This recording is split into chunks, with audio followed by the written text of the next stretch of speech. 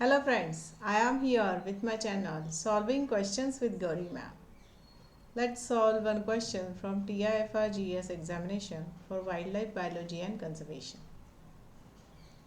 Which of the following is not a specific criteria in assessing the threat status of a species according to IUCN Red Listing Protocol?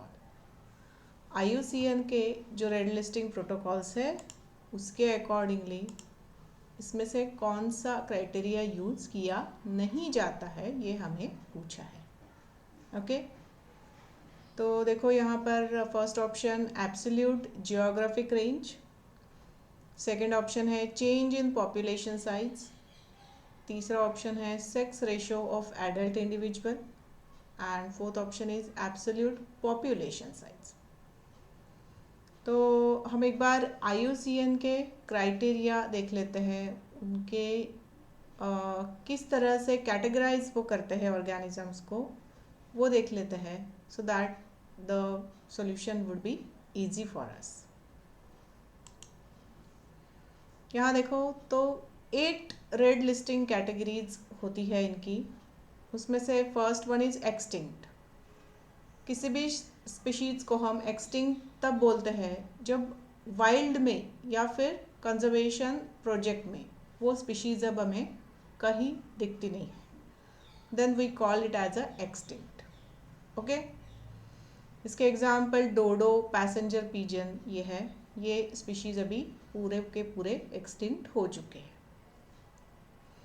दूसरा देखो extinct in wild, जब species wild में extinct है मगर conservation project में अभी हम उसे पा सकते हैं, वो कंजर्वेशन प्रोजेक्ट में प्रेजेंट है, जैसे हम एक्स सिटू कंजर्वेशन कहते हैं। बॉटनिकल गार्डन हो if the species is of plant species, या फिर जूलॉजिकल पार्क हो इन केस ऑफ एनिमल्स। तो एक्सटिंक्ट इन वाइल्ड है मगर कंजर्वेशन प्रोजेक्ट्स में दैट इज़ प्रेजेंट, तो that is extinct in wild. Then next category देखो क्रिटिकली एंडेंजर्ड। क्रिटिकली एंडेंजर्ड हम कब बोलेंगे?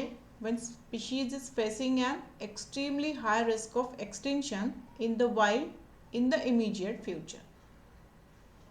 अभी स्पीशीज़ के नंबर्स काफ़ी कम हो चुके हैं और इमीडिएट फ्यूचर में आने वाले कुछ दिनों में उसके नंबर्स कम होते गए तो that is going to be extinct, तो उसे हम कैटेगराइज करते हैं क्रिटिकली एंडेंजर्ड के अंडर। Okay, then endangered a species whose numbers are so small that the species is at risk of extinction।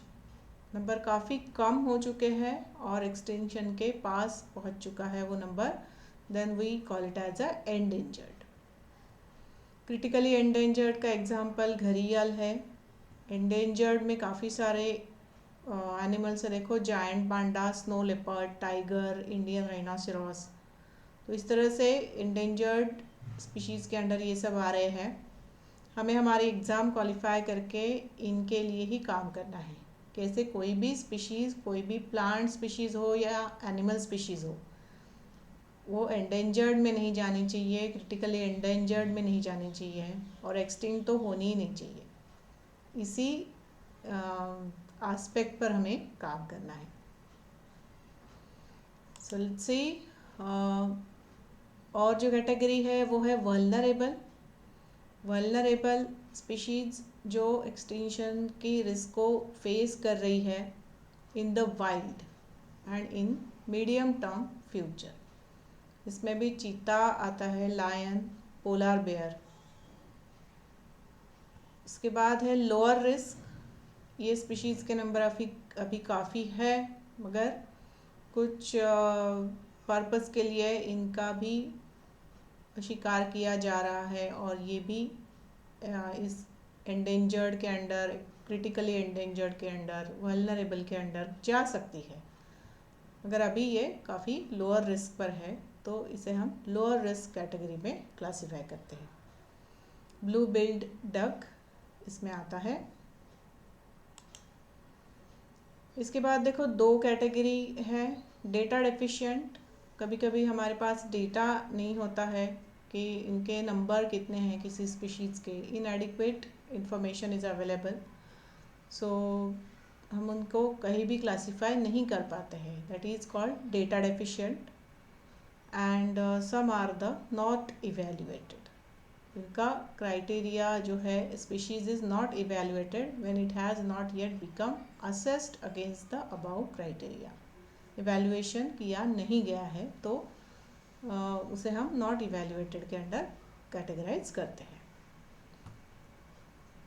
So let's go through the question once again. तो हमें question में पूछा है कि which of the following is not a specific criteria, कौन सा specific criteria नहीं है in assessing the threat status of a species according to IUCN red listing protocol.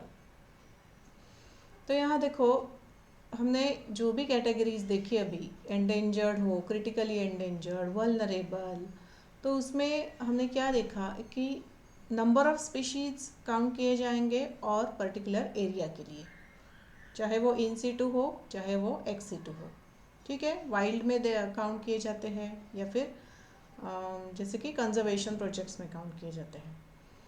तो ऑप्शंस में अगर हम देखें तो एब्सोल्यूट जियोग्राफिक रेंज ये आता है, कुछ area, change in population size, मतलब नंबर के हिसाब से ये ऑप्शन है, change in population size count किया जाता है कि नंबर कम हो रहे हैं ज़्यादा हो रहे हैं, इस तरह से।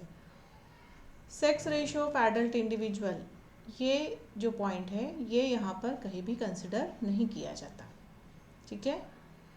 और चौथा ऑप्शन क्या है, एब्सोल्यूट पॉपुलेशन साइज। तो हाँ, एब्सोल्यूट पॉपुलेशन साइज यहाँ पर कंसिडर करते हैं कि पॉपुलेशन कितनी है, कम हो रही है क्या। हमें जैसे पूछा है कि दैट इज नॉट कंसिडर्ड, तो इसका आंसर बनता है option C, sex ratio of adult individual, this is not considered while categorizing the species under the these categories decided by IUCN, ठीक है।